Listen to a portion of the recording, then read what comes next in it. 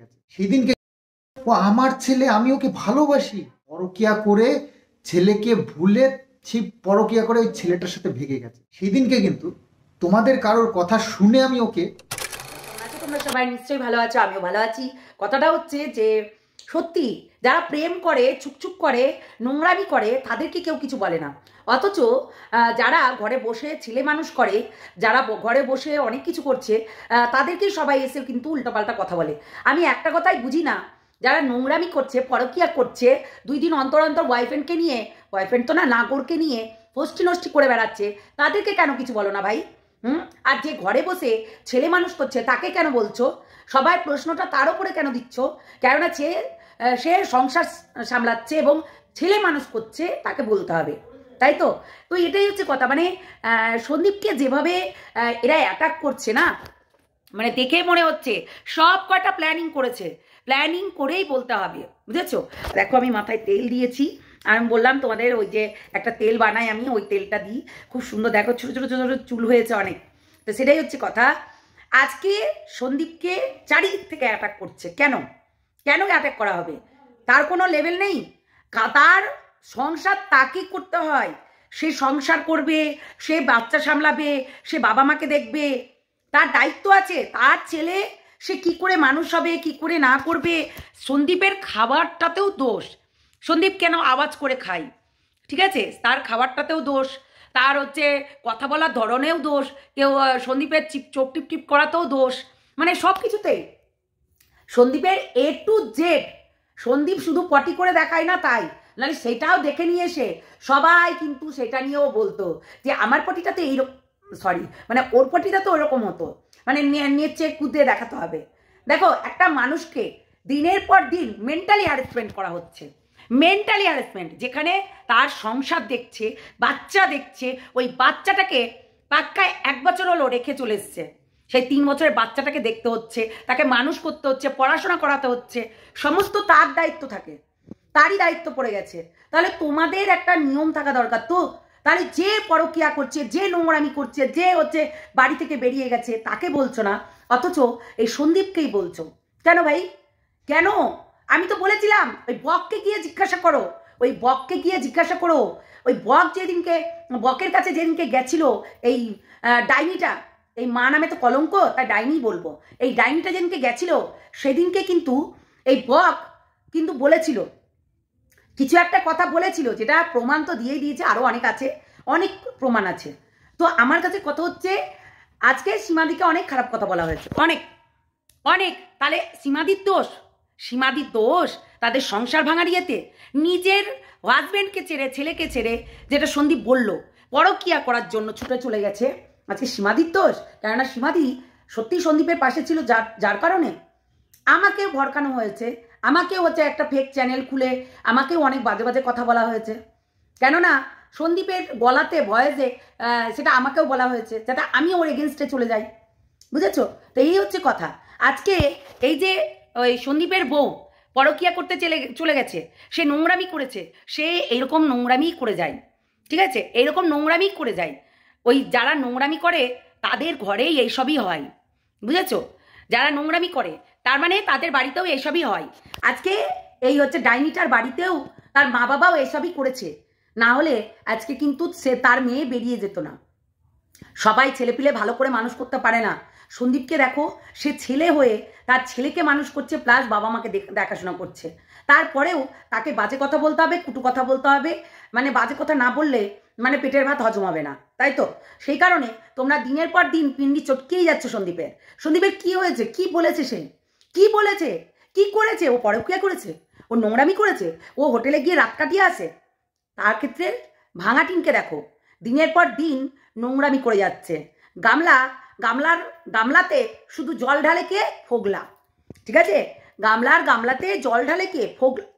আর বেলায় তোমরা কিছু বলো না, ফোগলা যে জল ঢালছে তখন তোমরা কিছু বলছো না, তাহলে একে কেন দোষারোপ করছো? কেননা এ ভালো কাজ করছে, ওই কারণে সন্দীপ ভালো কাজ করছে বলেই তাকে দোষারোপ করতে হবে। কেননা সে ওই মা হয়ে গেছে, এখন সে এখন সংসারের পুরো দায়িত্ব সামলাচ্ছে, সে এখন মা হয়ে গেছে, কেননা একটা ছেলের মা হয়েছে। ওর ছেলে ও কি করে মানুষ করবে না করবে সেটা ওর ব্যাপার।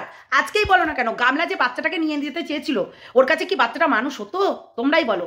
যে যার মা পরকীয়া করে বেড়ায়, যার মা নাগর নিয়ে 24 ঘন্টা এখানে ওখানে ঘুরে বেড়ায়, হোটেলে হোটেলে কাটিয়ে বেড়ায় রাত, তাহলে সে কি করে মানুষ হবে? তার তো পড়াশোনা আছে। যে নিজে ড্রেস আপ করতে ব্যস্ত থাকে, তার বাচ্চা কখনো পড়াশোনা করতে পারে? যে নোংরামি করতে ব্যস্ত থাকে, তার মা মা কখনো তার ছেলে কখনো পড়াশোনা করতে পারবে? এটা বলো আগে। তাহলে সন্দীপের কাছে আছে নিশ্চয়ই, ভালোই আছে, কোনো খারাপ আমরা দেখি না। একটা গ্রামের ছেলে যেমন করে মানুষ হয় সেমভাবে মানুষ হচ্ছে, বুঝেছো? সে মোটা চালের ভাত খেয়ে হোক আর যা করেই হোক না কেন, সেমভাবে মানুষ হচ্ছে। আর তোমরা একে নিয়ে চাচ্ছে তাই কাটাছেড়া করছো। আমি তাই দেখছি, তোমাদের লজ্জা করে না? সত্যি তোমাদের লজ্জা করে না? নাহলে এরকম ধরনের কাজগুলো তোমরা করতে না। আজকে সন্দীপ বাধ্য হচ্ছে তোমাদের জবাব দিতে। তোমরা দিনের পর দিন একটা কথাই বলে যাচ্ছ, ছেলেটাকে নাকি মানুষ করছে না। তোমরা গিয়ে মানুষ করে দিয়ে আসছো, যারা যারা বলছো তোমরা গিয়ে মানুষ করে দিয়ে আসছো। আর কোথাকার কে একটা জুটেছে, হ্যাঁ, কোথাকার কে একটা কোটি সে জুটেছে, সে যাতা বলছে আর সেটা শুনে নিচ্ছ তোমরা। বিশ্বাস নেই না সন্দীপের ওপরে? তাহলে কেমন করে ভিডিও করছো তোমরা? সন্দীপের ওপরে বিশ্বাস রাখো, নালে কি করে হবে? এতদিন ভিডিও করছো তোমরা, বিশ্বাস নেই?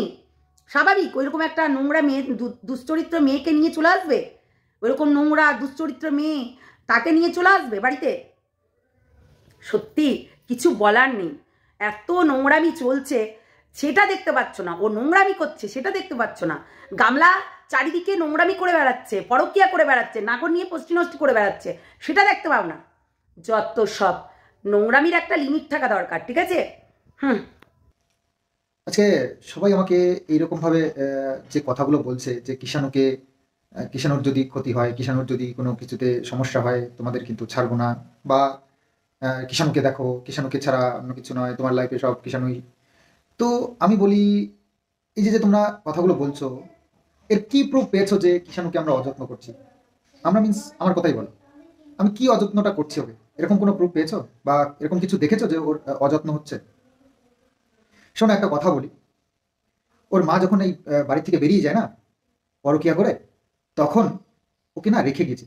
আর ওর নিয়ে যাওয়ার ইচ্ছেও ছিল না।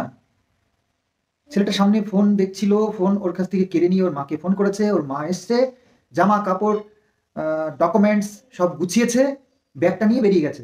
কিষাণু পাশে এই সোফাটাতেই বসেছিল। সোফাটার পজিশন অন্য ছিল, কিন্তু সোফাটাতে বসেছিল, ওর সামনে দিয়েই ওর মা গেছে। সেই দিন থেকে আমি আগলে রেখেছি, আমার ফ্যামিলি আগলে রেখেছে ওকে। সেই দিনকে কিন্তু তোমাদের কারোর কথা শুনে আমি ওকে রাখিনি। আমার ভালোবাসার টানে, আমার মা বাবা ওকে ভালোবাসে, আমরা ওকে ছাড়তে পারবো না, এতটাই ভালোবাসি। আর সেই কারণেই ওকে কিন্তু আজ পর্যন্ত এরকম আগলে রেখেছি। ওর যত্ন আদি কিছুতে কম রাখিনি। ও আমার ছেলে, আমি ওকে ভালোবাসি। ওর মার সাথে ওর বাবাকে একদম গোলাবেন না। ওর মা অন্য একটা পুরুষের সঙ্গে আসক্ত হয়ে এই ছেলেকে ভুলে গিয়ে তার সঙ্গে গেছে। কখনো দুটো গোলাবেন না আমাকে আর ওর মাকে। ওর মাকে তো ব্লগে আপনারা দেখেন, ছেলের জন্য কতটা কষ্ট পায় ব্লগে, আপনাদের কি চোখে পড়ে সেরকম কিছু? কন্টিনিউ ফুর্তি করে বেড়াচ্ছে। কদিন আগেই দেখলেন তার বয়ফ্রেন্ডের সঙ্গে ঘুরতে গেছে 8-10 দিনের ট্যুরে। তো তাকে গিয়ে বলুন প্লিজ, যেখানে মানুষ নরম পায় সেখানেই দাবানোর চেষ্টা করে। আমি ছেলেটাকে এত যত্ন করে রাখছি, তো আমাকেই উল্টো ছেলের কিছু হলে এই ওই, ছেলের যেন ক্ষতি না হয়, ছেলের যেন যত্ন হয়, ছেলের যেন, তোমার ফার্স্ট প্রায়োরিটি ছেলে। ও যে আমার ফার্স্ট প্রায়োরিটি আমি খুব ভালো করে জানি, আর সেভাবেই ওকে মানুষ করছে। তোমরা বলার পরে আমি ওর যত্ন করব, তোমরা বলার পরে ওকে আমি কাছে রাখবো, তোমরা বলার পরে আমি কেস কামারিতে লড়বো ওকে রাখবার জন্য।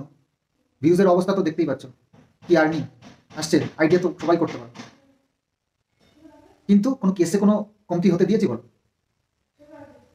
আরে ইয়ার, ও আমার ছেলে, আমি ওকে ভালোবাসি, আমার পুরো ফ্যামিলি ওর জন্য জান দিতে রাজি। এই কথাগুলো আজকে বলতেও খারাপ লাগছে।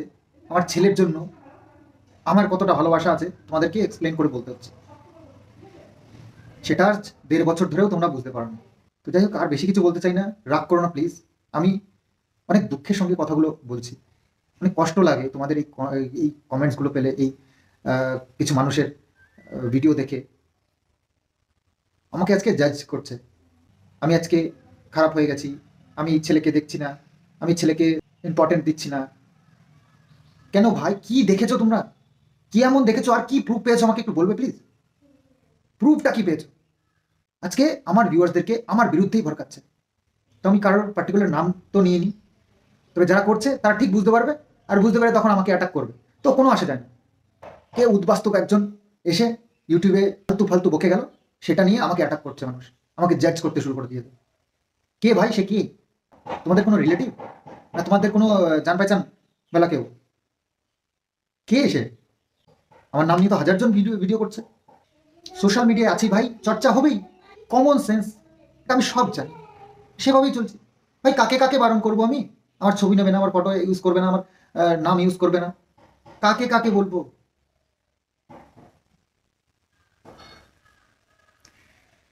যাই হোক, আহ, খুব খারাপ লাগলো এই সব কমেন্টস, এসব ভিডিও। আমাকে সব থ্রেট করছে, কেউ কেউ আমাকে কোশ্চেন করছে, কেউ আমাকে বোঝাচ্ছে।